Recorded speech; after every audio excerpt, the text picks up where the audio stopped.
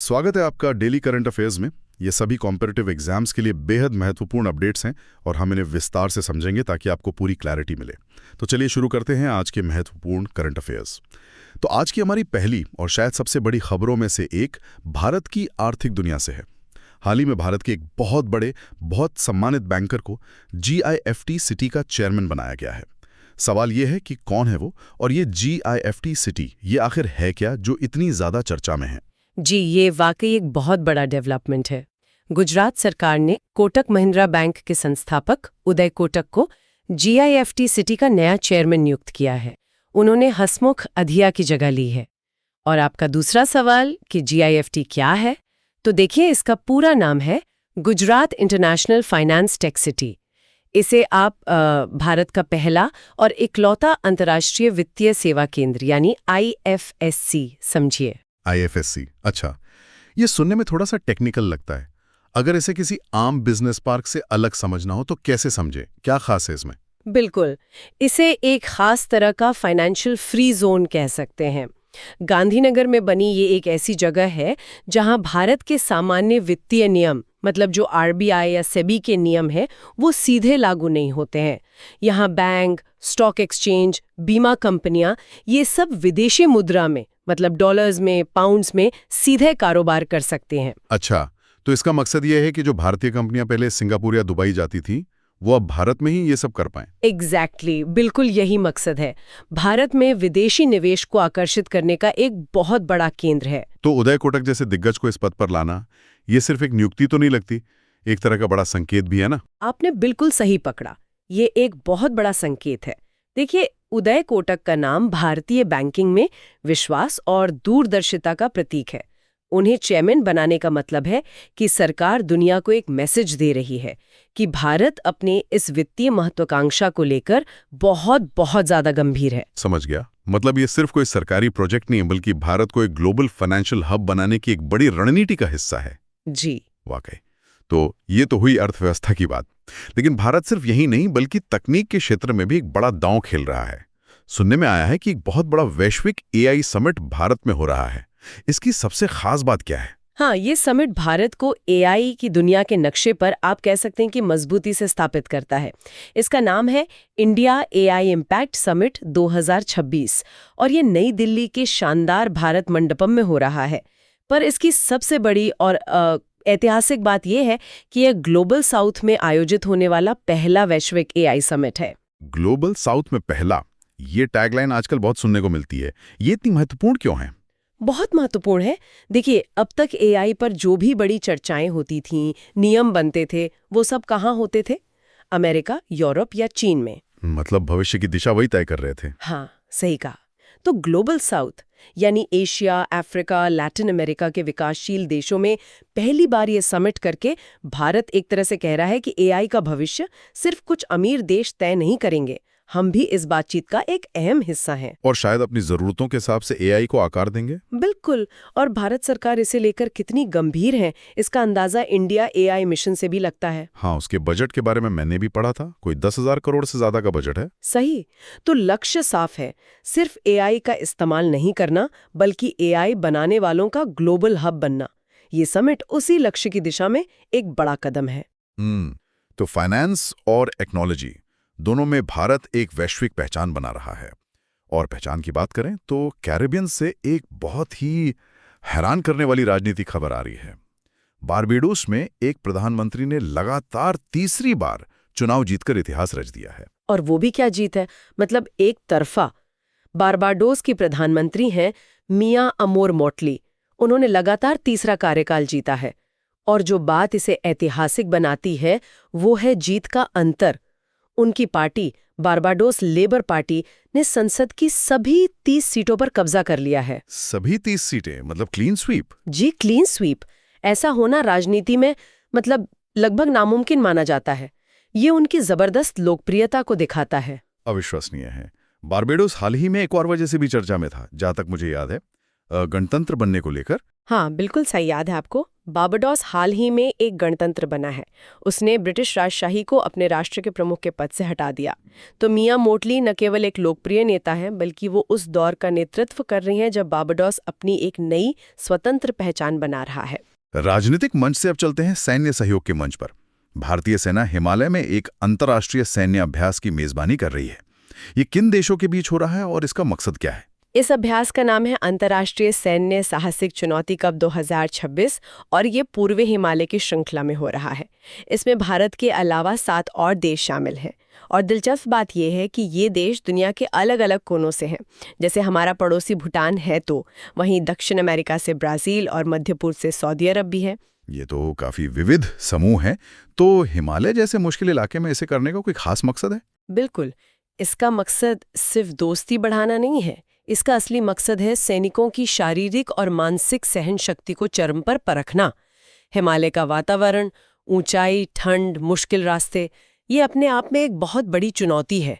तो यहाँ युद्ध जैसी परिस्थितियों का अभ्यास करने से सेनाओं को एक दूसरे की तकनीक और रणनीति को समझने का मौका मिलता है। तो एक तरह से ये भारत की नेतृत्व क्षमता को भी दिखाता है? निश्चित रूप से ये दिखाता है कि भारतीय सेना ऐसे कठिन इलाकों में न केवल खुद सक्षम है, बल्कि दूसरे देशों की सेनाओं के साथ मिलकर काम करने में भी आगे है। भारत की ये नेतृत्व क्षमता सिर्फ सैन्य क्षेत्र में ही नहीं, बल्कि विज्ञान और स्वास्थ्य में भी दिख रही है।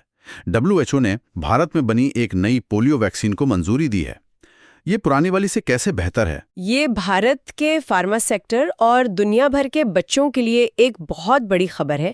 WHO ने हैदराबादी कंपनी बायोलॉजिकल ई लिमिटेड की नई ओरल पोलियो वैक्सीन NOPV2 को प्री क्वालिफिकेशन दिया है। और जो बात इसे क्रांतिकारी बनाती है वो है इसका आनुवंशिक रूप से ज्यादा स्थिर होना, मतलब जेनेटिकली स्टेबल होना। 1 मिनट, आनुवंशिक रूप से स्थिर, इसका मतलब क्या हुआ आम लोगों के लिए? इसे ऐसे समझिए, जो पुरानी ओरल पोलियो वैक्सीन थी उसमें वायरस का एक बेहद कमजोर रूप होता था। अब लाखों करोड़ों मामलों में कभी कभार एक छोटा सा खतरा रहता था कि ये कमजोर वायरस अपना रूप बदल सकता है, मतलब म्यूटेट कर सकता है और फिर से बीमारी फैला सकता है। अच्छा। ये नई NOPV2 वैक्सीन उस खतरे को ही खत्म कर देती है। इसकी बनावट ऐसी है कि ये म्यूटेट नहीं कर सकता।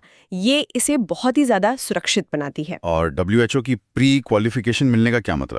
इसका मतलब है कि ये वैक्सीन अब क्वालिटी, सेफ्टी और असर, इन तीनों मामलों में दुनिया के सर्वोच्च मानकों पर खरी उतरी है। अब यूनिसेफ जैसी संयुक्त राष्ट्र की एजेंसियां इसे खरीद सकती हैं और दुनिया भर में भेज सकती हैं। ये तो सच में भारत के दुनिया की फार्मेसी होने के दर्जे को और मजबूत करता है। बिल्कुल। मेडिकल रिसर्च से ही जुड़ी एक और अच्छी खबर है।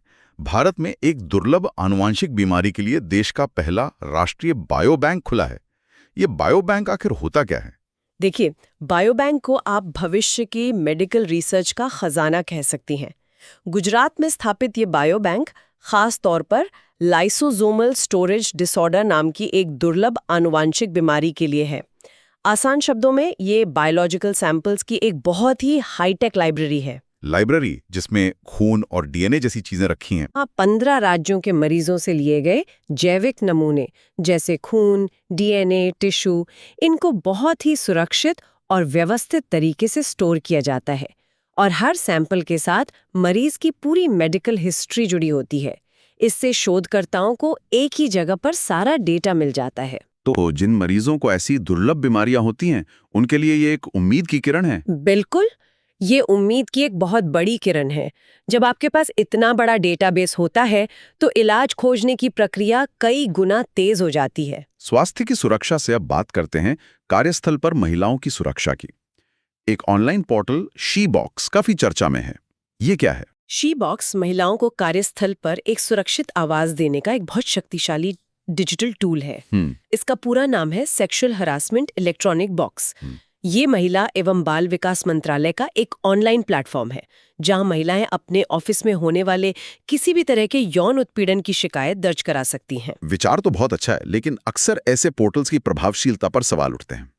क्या इन शिकायतों पर असल में कार्रवाई होती है? ये बहुत वाजिब सवाल है, लेकिन शी बॉक्स का डिजाइन इसी चिंता को दूर करने के लिए है। जब कोई महिला, चाहे वो सरकारी नौकरी में हो या प्राइवेट, इस पर शिकायत करती है तो वो सीधे उस कंपनी या विभाग की आंतरिक शिकायत समिति को चली जाती है।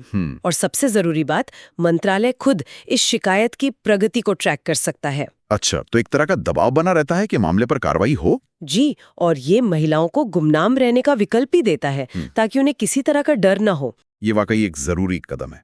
समाज में नैतिकता की बात हो रही है तो राष्ट्रपति द्रौपदी मुर्मू ने भी हाल ही में एक अभियान शुरू किया है, कर्म योग फॉर एम्पावर्ड भारत। इसका क्या उद्देश्य है? ये एक बहुत ही अनोखी पहल है जिसे आध्यात्मिक संगठन ब्रह्मा कुमारी ने आयोजित किया है। इसका सार भगवद गीता के निष्काम कर्म योग के सिद्धांत को आज के भारत के निर्माण से जोड़ना है। कर्म करो, फल की चिंता मत करो। जी, इस सिद्धांत को राष्ट्र निर्माण से जोड़ना। बिल्कुल। इसका मूल विचार यह है कि अगर हर भारतीय नागरिक, चाहे वो कोई भी हो, अपना काम पूरी ईमानदारी और नैतिकता के साथ करे, बिना सिर्फ अपने स्वार्थ के बारे में सोचे, तो देश अपने आप सशक्त हो जाएगा। ये एक तरह का आध्यात्मिक आह्वान है। व्यक्तिगत नैतिकता से अब चलते हैं संस्थागत जवाबदेही की ओर, वो भी टेक्नोलॉजी की मदद से। आंध्र प्रदेश विधानसभा में विधायकों की हाजिरी के लिए एक AI आधारित सिस्टम शुरू किया गया है। ये प्रॉक्सी अटेंडेंस को कैसे रोकेगा? ये शासन में पारदर्शिता लाने के लिए टेक्नोलॉजी का एक बहुत सटीक इस्तेमाल है। ये कोई साधारण बायोमेट्रिक नहीं है। इसमें पैन, टिल्ट, जूम कैमरे लगे हैं।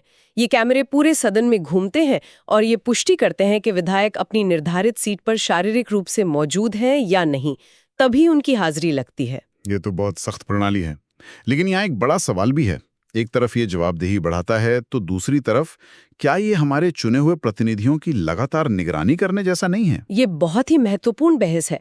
तकनीक हमेशा अपने साथ ऐसे नैतिक सवाल लेकर आती है। जो इसके पक्ष में है वो कहेंगे कि जनप्रतिनिधियों की कोई निजता नहीं होती जब वे सदन में जनता के काम के लिए बैठे हों।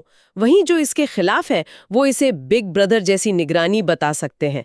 स्पीकर ने तो यहाँ तक संकेत दिया है कि भविष्य में नो वर्क नो पे की नीति भी आ सकती है। अच्छा, तो ये तकनीक और नैतिकता के बीच संतुलन बनाने की एक बड़ी केस स्टडी है। बिल्कुल। और आज की हमारी आखिरी खबर पुरस्कार और सम्मान जगत से है। भारत की किस सरकारी कंपनी को oil and gas production company of the year का प्रतिष्ठित पुरस्कार मिला है? ये सम्मान मिला है ऑयल इंडिया लिमिटेड यानी OIL को।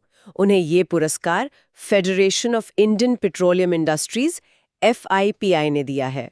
ये पुरस्कार गोवा में आयोजित इंडिया एनर्जी वीक के दौरान OIL के चेयरमैन डॉक्टर रंजीत रथ ने ग्रहण किया।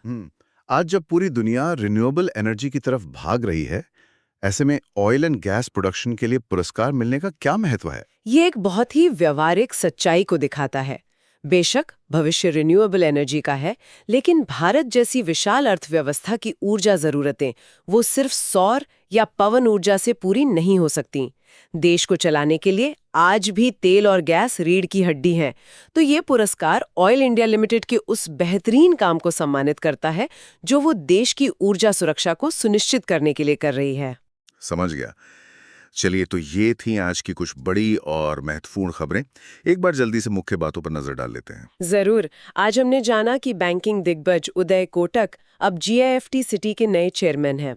भारत नई दिल्ली में ग्लोबल साउथ के पहले AI समिट की मेजबानी कर रहा है जो तकनीक में उसकी बढ़ती ताकत का प्रतीक है। बारबाडोस में मिया मोटली ने सभी सीटें जीतकर एक ऐतिहासिक चुनावी जीत हासिल की है। और हाँ, भारत की बायोलॉजिकल कंपनी द्वारा बनाई गई एक ज्यादा सुरक्षित पोलियो वैक्सीन को WHO से हरी झंडी मिल गई है। इसके अलावा आंध्र प्रदेश विधानसभा में अब विधायकों की हाजिरी AI कैमरा से लगेगी, जो प्रॉक्सी पर लगाम लगाएगी। और ऑयल इंडिया लिमिटेड को साल की सर्वश्रेष्ठ oil and gas production company का FIPI पुरस्कार मिला है। आज की हमारी पूरी चर्चा से एक बात साफ उभर कर आती है। तकनीक, चाहे वो गवर्नेंस में AI हो, जेनेटिक इंजीनियरिंग से बनी वैक्सीन हो या वित्तीय लेन देन का प्लेटफॉर्म, तकनीक हर पहलू को बदल रही है। और ये सोचने पर मजबूर करता है कि जैसे जैसे ये तकनीक हमारे जीवन का और अभिन्न हिस्सा बनती जाएगी, हम व्यक्तिगत स्वतंत्रता, डेटा की सुरक्षा और नैतिक जिम्मेदारी, इनके बीच का संतुलन कैसे साधेंगे? शायद यही आने वाले समय की सबसे बड़ी चुनौती और अवसर दोनों है। अगर आपको ये डिटेल करंट अफेयर पसंद आए तो रोज ऐसे ही अपडेट्स के लिए जुड़े रहिए। मिलते हैं अगली चर्चा में।